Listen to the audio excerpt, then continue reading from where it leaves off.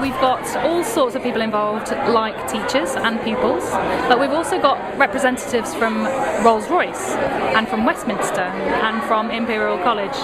So it's about communicating and making sure that everybody knows what's happening and everybody's happy with the way that things are going.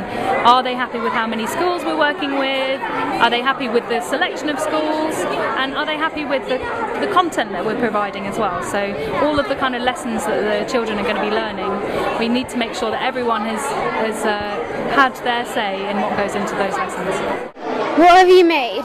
Well, we've made a touch shell made out of thin wire and surrounded by mud rock, and then painted in metallic, metallic paints to make a good effect. And we added a stage on the bottom with lights, and underneath there's all the circuiting and 6 batteries. We've made a scorpion bridge which goes up and down that we decided to do as a scorpion tail. We also have some dancers that spin around that are meant to be the builders that we saw in Cirque du Soleil. Well, we each made our own different models, and my group made a spider and the opposite group made a spider web, and the other 2 groups made a turtle shell and a dragonfly.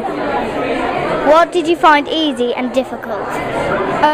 Mod rocking the model was quite hard because you had to dip it in water, smooth it out, and when you put it on, very often it would be stuck in clumps and we'd have to do it again. How do you feel when you see all the projects together?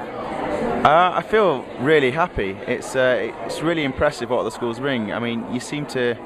Obviously, I've been in the engineering about 10 years, and you come to these schools, and all these young people are looking at problems that we have every day that we solve at Rolls-Royce, and they're applying them in schools. So to see them work through those problems and come here and actually really talk about and know what they're talking about, it makes me really happy and really positive for the future of engineering. It really does. Why are you here at the Royal Albert Hall today? Well, I've heard about this project for 2 or 3 years and I've never seen it before, so I wanted to come down and see all the work the youngsters were doing, and I think it's a really fantastic way of getting people interested in engineering when they're still quite young.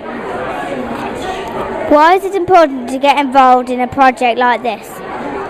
Well, if you can make youngsters see that engineering can be fun and that putting things together and seeing how they work is interesting, then you might just when they get older, you might get a lifetime's interest in engineering. And it's important that we make things, it's important that we understand how things work, because all the youngsters here, we're going to need them to invent the machines of the future.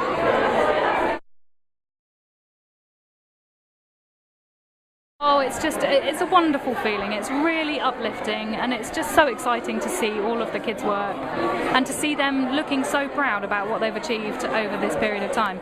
They've only been working since January, so really when you think about it, they've created some amazing pieces of work. So for me, this is the best bit of the whole project.